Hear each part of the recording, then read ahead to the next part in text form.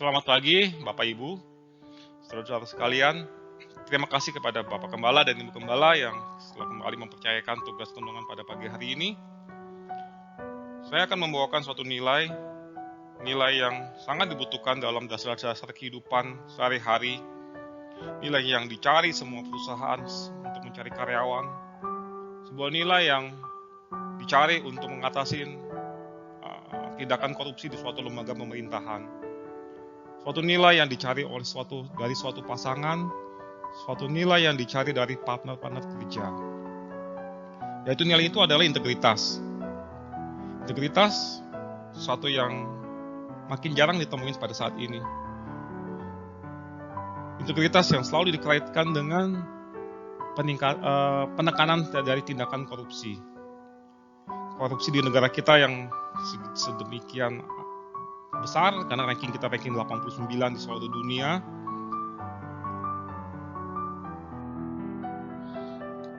Mengapa bangsa suatu negara harus menekan tingkat korupsi, mendidik warga negara menjadi suatu warga negara yang berintegritas tinggi?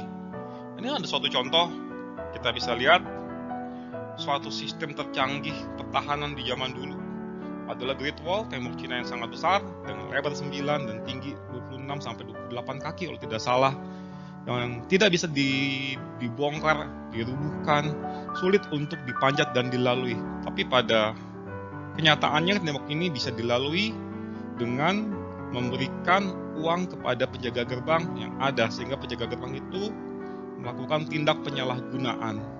Suatu negara akan hancur jika dia lupa untuk mendidik masyarakatnya mempunyai nilai-nilai integritas. Tapi itu zaman dulu suatu negara sedang berperang. Saat ini kekuatan negara ditunjukkan oleh kekuatan ekonominya, yaitu ditunjukkan oleh kekuatan per kapitanya, yaitu pendapatan rakyat per tahun dalam US dollar.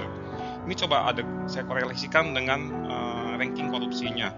Ranking korupsi didapat dari 180 negara, ranking korupsi paling rendah yang paling sedikit ranking 1, yang paling jelek ranking 120. Negara Somalia itu menempatin urutan terakhir dalam tingkat korupsi, jadi sangat tidak berintegritas.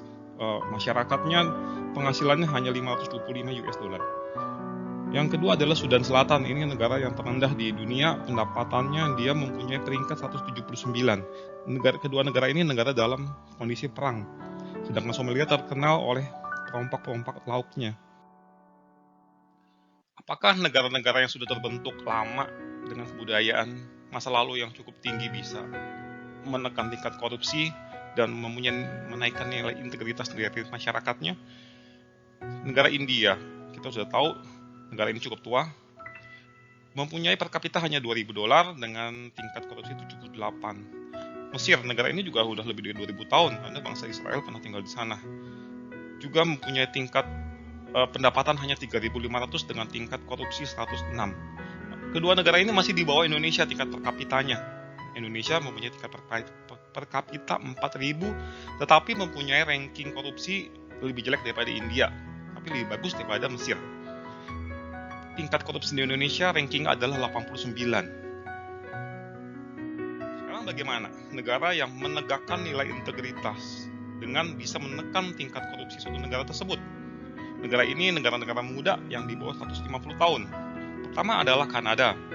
Negara ini mempunyai peringkat 8 dan mempunyai per kapita $43.000. Negara yang terbersih di dunia adalah New Zealand, dan negara ini mempunyai nilai $40.000 per kapitanya, di mana kita tahu negara maju mempunyai standar per kapita di atas $40.000 per tahun. Kesimpulan data tadi adalah makin tinggi tingkat korupsi, makin miskin suatu negara, dan sebaliknya, makin tinggi mereka menjunjung nilai integritas, makin makmur suatu negara. Saya ada satu pengalaman cerita waktu bersama saya dan keluarga ke Singapura tahun 2012. Kami naik ferry, kita merapat di Harbour Front. Dari Harbour Front kita menuju hotel Jalan Bugis itu harus menggunakan taksi. Sebetulnya bisa dengan MRT, tapi karena kita berempat dan bawa koper agak merepotkan dan mahal, jadi kita pilih taksi. itu saya sampai di Jalan Bugis, tarifnya $7,6, dan saya kasihkan uang $10 kepada driver taksi, Aceh tua ya. Dan jawabannya buat saya kaget juga. Take your exchange money, sir. Dia jawab apa? No. You still needed this money. You take this money. You still need this money to this country. Luar biasa. Kalau di Jakarta saya belum pernah menemukan driver taksi yang menolak uang kembalian.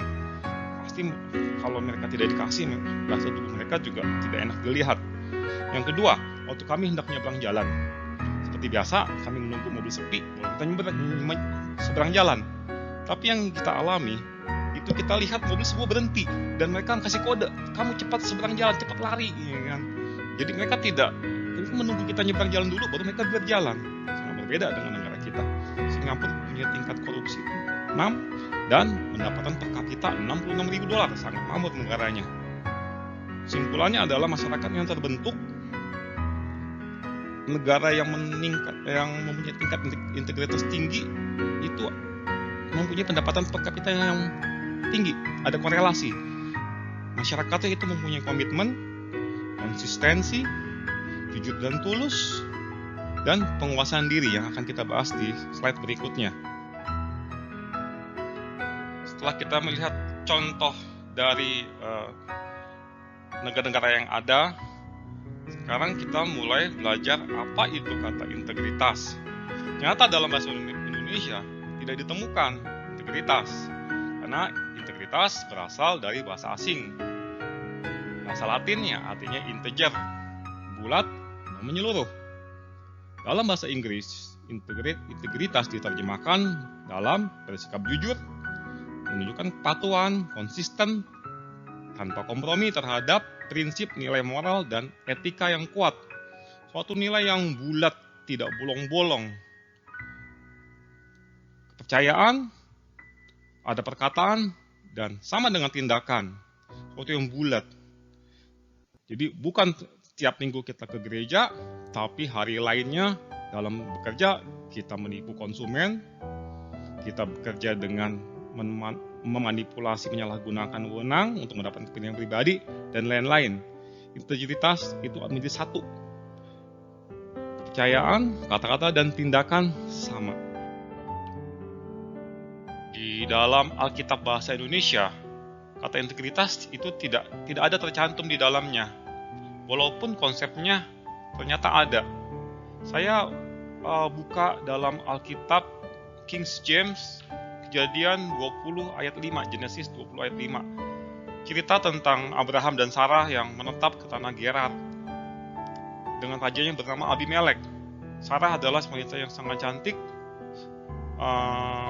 Pada saat masuk ke tanah Gerar, Abraham berkata kepada Sarah, kamu ngakulah sebagai saudaraku. Karena dia tahu jika Raja Gerar menginginkan Sarah, dia harus membunuh suaminya jika tahu Abraham adalah suaminya. Pada saat mereka masuk ke tanah Gerar, karena Abraham mengaku itu adalah saudaranya, Raja Gerar, Abimelek meminta dia sebagai istrinya. Tapi saat malam Tuhan datang dalam mimpinya, Abimelek, kamu harus mati jika kamu memiliki perempuan itu karena dia sudah memiliki seorang suami. Ada kata integrity dalam Genesis 20 ayat 5. Dan diterjemahkan dalam bahasa Indonesia adalah hati yang tulus. Kita baca ayatnya Kejadian 20 ayat 5. Bukankah orang itu sendiri yang mengatakan kepadaku, dia saudaraku, dan perempuan itu sendiri yang telah mengatakan, ia saudaraku. Jadi hal ini kulakukan dengan hati yang tulus dan dengan tangan yang suci. Yang kedua, kita buka di 1 Raja-Raja 9 ayat 4. Saat Tuhan hendak mengukuhkan Salomo sebagai raja dalam kerajaan Israel. Di situ juga kita temukan kata integrity. Saat diterjemahkan ke dalam bahasa Indonesia, juga diterjemahkan dengan hati yang tulus.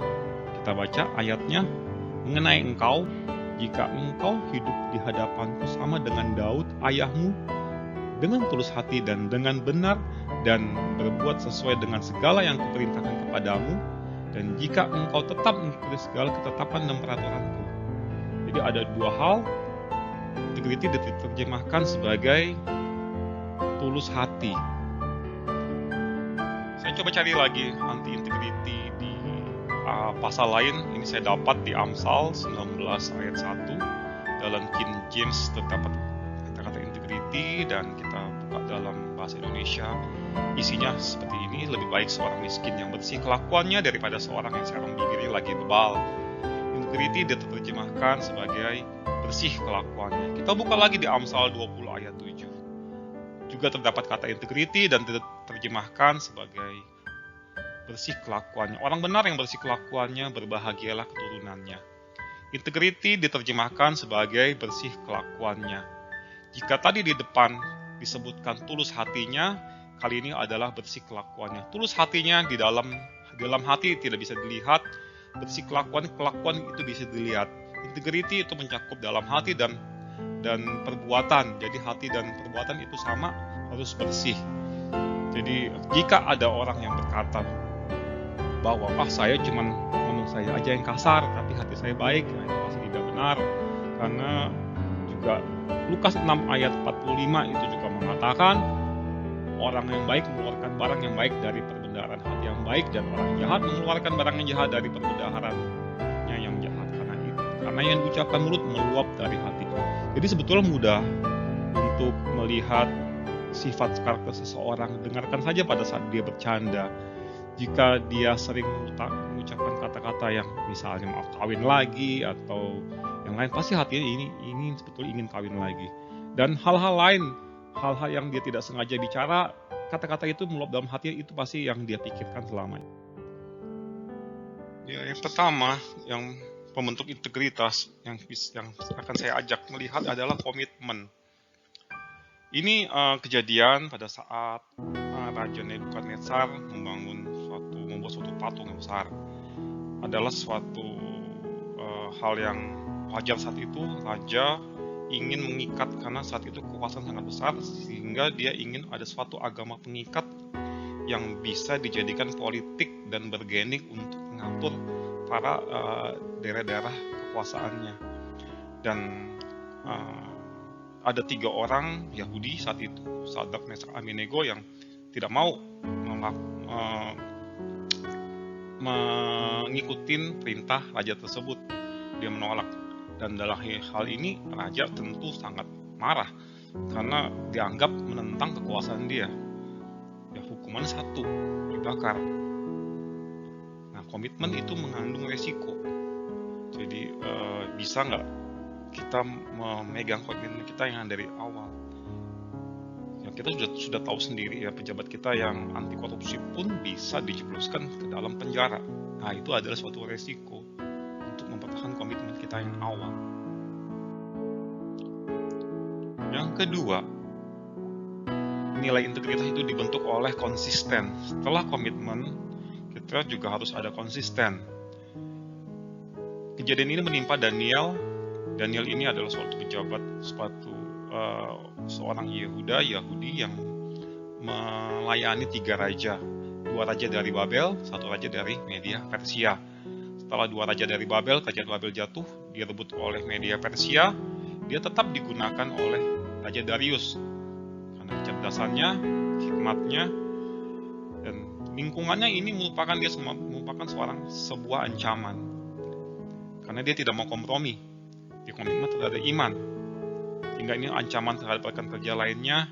Dan satu-satunya jalan untuk menjatuhkan Daniel adalah dengan menjebak cara ibadahnya yang memang tidak sesuai dengan kepercayaan Media Persia.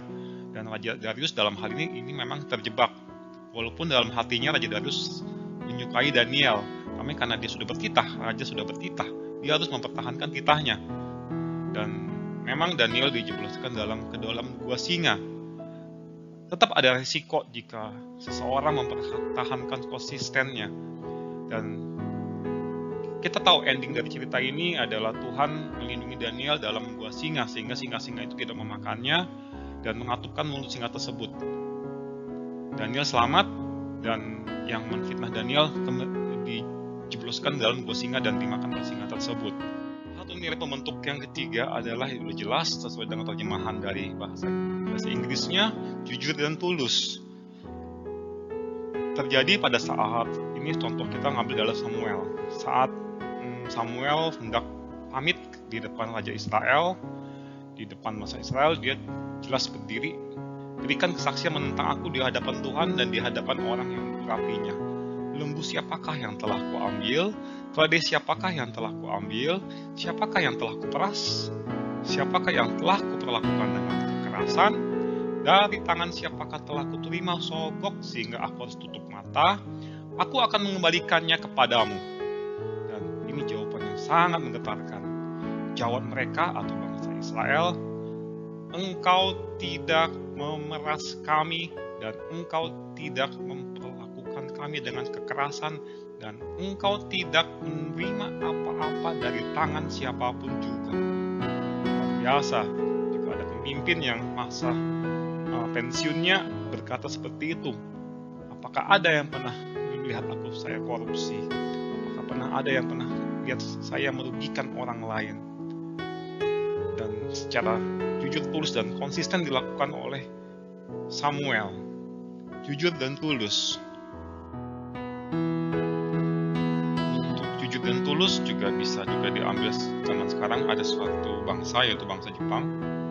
Bangsa Jepang ini mempunyai kepercayaan 58% adalah Shinto, 34% adalah Buddhis, Kristen hanya 2,3%, dan ini merupakan negara yang menurut saya kompak ya, karena mereka sering dilanda bencana, sehingga kalau jadi bencana mereka bahu-membahu untuk saling membantu.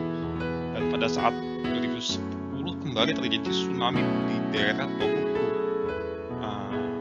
Ada seorang dermawan, menurut tulisan yang disampaikan di uang yang dia tinggalkan di toilet, uangnya tuh nggak main-main loh, 10 juta yen, 1,4 miliar. Di balai kota, dia tulis, saya seorang sebatang kara, saya terbeban untuk memberikan kepada korban tsunami di Tohoku. Tolong diberikan ke Palang Merah, karena dia tidak ingin dikenal. Bayangin, seorang yang tulus tidak ingin dikenal namanya. Dan ditemukan, dan diserahkan kepada Palang Merah yang di Jepang. Pemerintah Jepang juga tidak menggunakan langsung, karena menurut peraturan di Jepang, harus diumumkan dulu siapa yang merasa kehilangan uang ini. 3 bulan uang itu akan menjadi milik pemerintah. Setelah 3 bulan tidak ada yang mengaku memiliki uang ini, sehingga pemerintah Jepang bisa menggunakan ini untuk korban di Tohoku. Dan ini kita bisa lihat karakter tulus yang memberi dan jujur yang menemukan uang tersebut. Dan karakter ini banyak sekali ada di warga negara Jepang. Kita bisa bayangin aja jika kita pergi ke suatu mall di Jakarta atau di Indonesia lah, tingkat per kapita kita 10% dari Jepang. Jika dia menyumbangkan uang sebanyak 1,4, kita cumbakan uang sebanyak 140 juta, 10%. Coba kita bayangkan, kita taruh uang itu, kita tulis kepada korban COVID di kota tertentu dari seseorang, ya kan, yang nggak mau sebut namanya. Apakah uang itu akan nyampe oleh yang menemukan, ataukah setelah disampaikan ke badan yang tertentu itu akan diumumkan secara transparan, ataukah ada orang yang mengaku memiliki uang itu nantinya. Nah, itu kita bisa ada gambaran seperti apa kalau di Indonesia. Akhir, saya mungkin ambil tentang Yusuf, tentang disiplin penguasaan diri.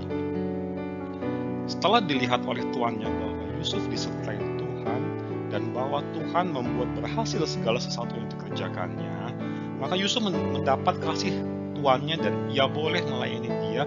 Kepada Yusuf diberikan kuasa atas rumahnya dan segala miliknya diserahkan kepada kekuasaan Yusuf. Kita tahu semua ceritanya bahwa Yusuf memang digoda oleh istrinya tuannya, tapi dia lari karena integritas itu adalah apa yang tidak terlihat. Kita melakukan hal yang konsisten dan komitmen kita di awal.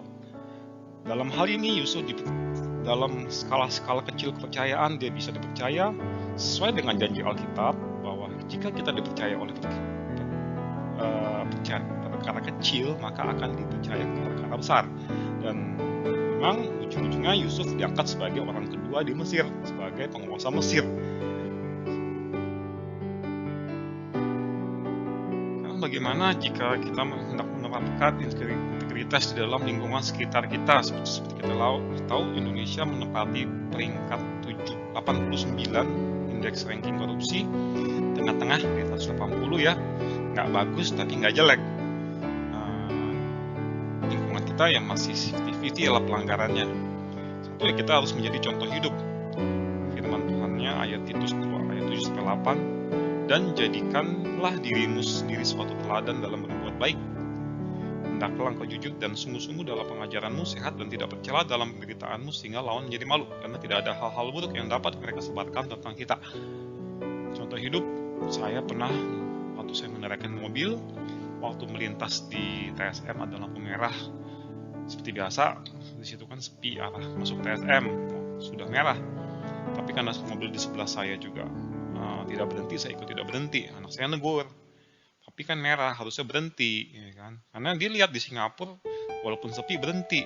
Tapi di Indonesia kan kita lihat situasi ya. Saya jawab, kan sepi, tidak ada mobil dari arah sana.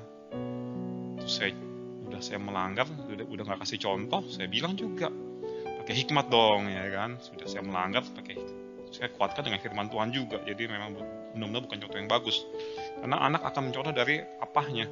Jadi kita harus menjadi contoh dari anak kita. Yang kedua, itu jika di perusahaan itu ada dibuat kode tata laku, code of conduct. Di situ diatur kita tidak bisa menerima komisi dari pihak ketiga atau pihak lain. Jika kita ada KPR, bank bisa memberikan komisi, itu tidak boleh masuk ke rekening karyawan, harus masuk ke rekening perusahaan dan lain-lain. Juga tidak bisa kita menerima sesuatu souvenir yang nilainya besar, jadi diatur hanya sekian persen dari total gaji kita atau maksimal nominal tertentu. Yang ketiga, ada sanksi. Satu supplier kami datang ke kantor, dia cerita, biasa supplier itu sering ke Cina untuk belanja barang, karena sana murah sekali, bisa 1/3, 1/4 harga barangnya ya. Jadi ke Cina sekarang sudah tertib, sedangkan beberapa tahun yang lalu itu berantakan dan sama seperti Indonesia, tidak mau ngalah di mana-mana, melanggar marka jalan, melanggar lampu merah, bau pesing di mana-mana, sampah di mana-mana. Sekarang Cina rapi, bersih dan semua taat lalu lintas. Apa rahasianya? Mereka menggunakan face detect.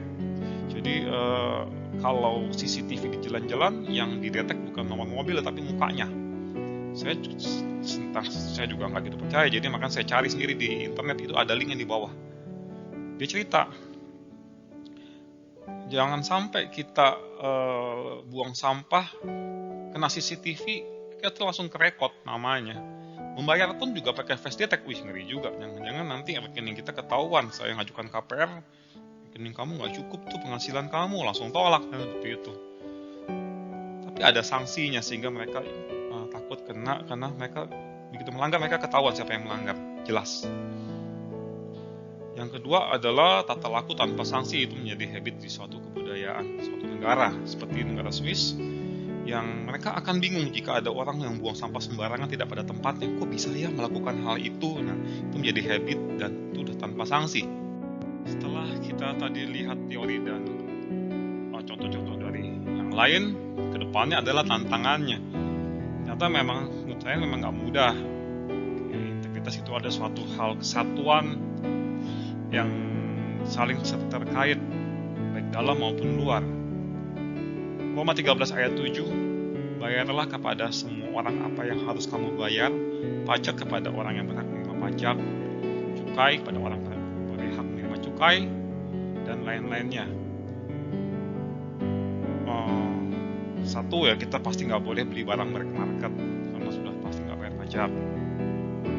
Negara kehilangan pajak. Dua, apakah kita masih pakai barang KW?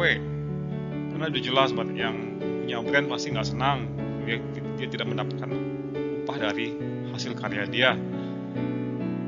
Kalau kita punya uang 500.000, ibu-ibu apakah milih beli khas Papis atau milik KW Super? Nah, itu ibu-ibu bisa jawab ya. Kalau untuk kami ini yang bekerja, untuk mahasiswa, mungkin siswa satu, mungkin program komputer ini sangat banyak di Indonesia yang bajakan.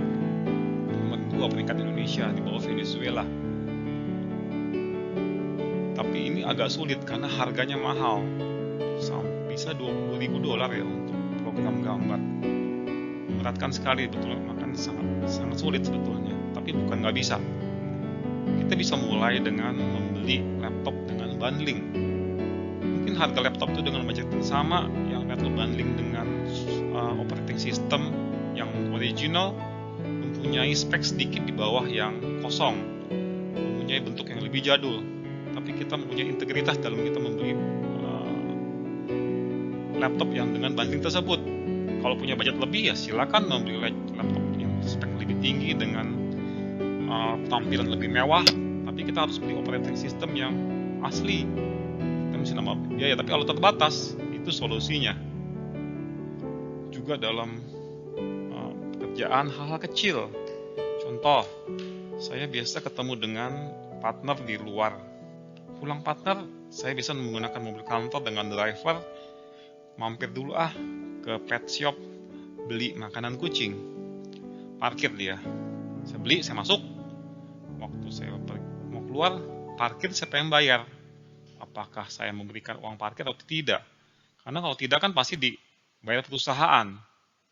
Hal kecil.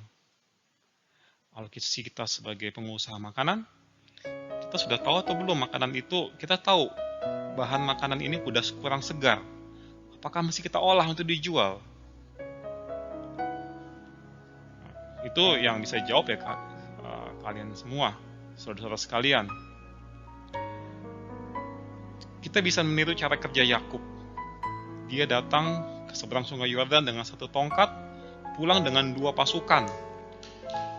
Bisa dibaca di Kejadian 32 ayat 10. Baca sendiri ya.